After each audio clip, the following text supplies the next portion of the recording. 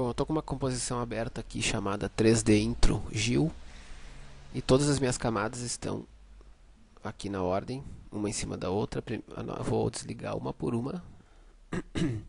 Nós temos o background, aí 600 pixels, que está em cima, isso quer dizer que ela está na frente. Então, se eu movimentar ela no eixo Y, de cima para baixo, verticalmente, e no eixo X, horizontalmente, ok? Eu vou colocar nossa orientação aqui. Acima dela, aqui na ordem, na pilha, está o 200. Então, isto quer dizer que ela passa em frente. Mesma coisa, se eu modificar, elas estão todas aqui. 100 pixels e 50 pixels. Uma em frente à outra, aqui elas estão em cima. A renderização, quando se fala em 3D, no After, não quer dizer que a gente vai fazer uma renderização em 3D.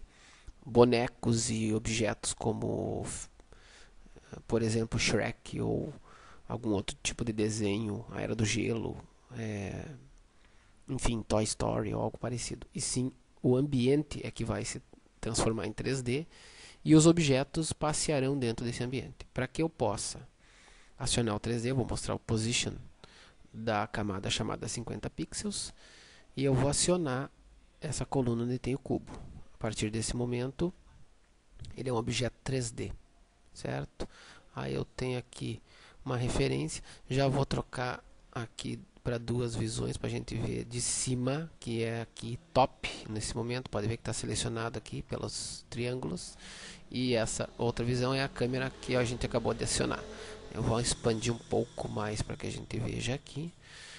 E assim como no modo RGB de todos os softwares de edição de vídeo e imagem, os eixos têm sempre a mesma cor em qualquer software 3D, como tanto aqui no After como no 3D Max ou em qualquer outro software Maya, vai ser sempre a mesma coisa. Nós temos o eixo Y, que é o eixo vertical, o X, que é o eixo horizontal, e o Z, que é o eixo de profundidade. Como nós acionamos o 3D aqui na camada 50 pixels, eu vou desligar e ligar novamente, já surgiu mais um valor, que é o nosso eixo Z. Valores positivos jogam ele para longe de nós e valores negativos trazem ele para perto de nós. Okay? Observe nas duas janelas que aqui a gente está vendo de cima e aqui de frente, certo?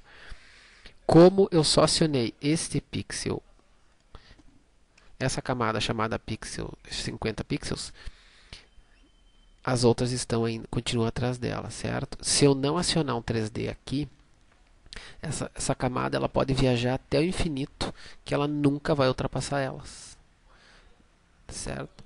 Então, para que eu possa ter essa troca de camadas, eu tenho que acionar o 3D dessa segunda camada. Agora, se eu colocar esta camada chamada 50 pixels ou esta em qualquer valor positivo, ela vai passar para trás dela aqui no visual. Eu vou botar a camada 100 pixels distante daqui. E a 50, eu vou botar 50 pixels distante daqui. Outra característica, eu vou fechar aqui e vou abrir, é que além dos controles normais, ponto de âncora, position, escala, a primeira coisa que todo mundo pensa é como nós temos uma escala em pixels do tamanho da imagem, as pessoas pensam que fazendo a escala no eixo Z eu vou aumentar a profundidade da camada, em criar um objeto real em 3D. Não acontece, isso aqui não acontece. Na verdade, a escala no eixo Z serve para quase nada no After. Duas coisas muito importantes desse vídeo, se tiverem que levar como lição algo desse vídeo, é o que eu vou dizer agora. Nós temos aqui a orientação X e aqui nós temos a rotation, X-rotation, né? Orientation, X, Y, Z, e X-rotation, que é a rotação no eixo X, Y-rotation, rotação no eixo Y, e Z-rotation, rotação no eixo Z. Quando nós queremos modificar a rotação de uma camada dentro de um ambiente 3D, o que nós queremos é rotacioná-la e não orientá-la. A orientação é como essa camada vai se orientar dentro do ambiente. certo? Então, se eu quiser modificar algo nessa camada aqui, eu não vou modificar orientation, e sim eu vou mudar os valores de x, y e z. Mais uma dica dessa parte aqui é que agora esses pixels, essas camadas estão distantes com relação à nossa visão. Nós vamos agora adicionar uma câmera, Layer New, Camera. Vou deixar como está, vou dar um OK. Agora nós temos uma câmera. Primeiro, eu vou acionar essa câmera e agora eu vou ligar o 3D das outras camadas e vou jogá-las elas para trás exatamente referindo-se ao seu nome, tá? A camada 200 pixels eu vou jogar ela 200 pixels para trás e a 600 eu vou jogar 600 aqui. E nós temos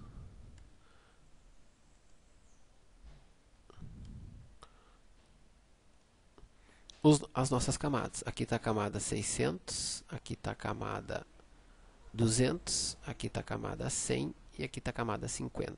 Nós temos uma câmera direcionada. Esse ponto da câmera aqui quer dizer Point of Interest. Ou o que é isso aqui? Se por um acaso eu quiser rotacionar essa câmera, ela vai fazer a volta exatamente baseada nesse ponto. Esse ponto é o ponto que nos interessa, é onde a câmera está apontando agora. Por exemplo, se eu fizer um giro nessa câmera agora, exatamente nesse ponto de interesse com esse valor aqui, certo? Observem, aqui eu tenho 50, essa é a primeira camada, certo? Que é essa aqui de 50 pixels. E atrás eu tenho a de 100 pixels. Eu vou pegar o ponto de interesse da câmera e vou jogar ele 100 pixels para frente. Ele vai se juntar exatamente onde está a segunda camada. Eu vou desligar a primeira, tá? É a camada azul. Se eu girar esta câmera agora, num dos eixos dela, essa câmera vai se mover exatamente sobre aquele ponto de interesse. Desculpa, se eu fizer uma rotação dela aqui, ela vai se mover exatamente. Agora, para que eu mova a minha câmera, eu vou pegá-la aqui e vou fazer o giro.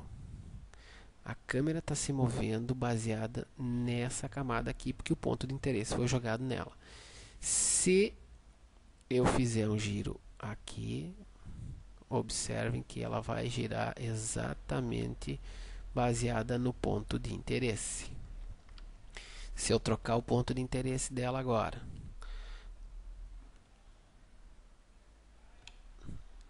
para 200, que é a distância dessa camada, e fizer o giro, ela vai fazer o giro baseado lá na camada 200.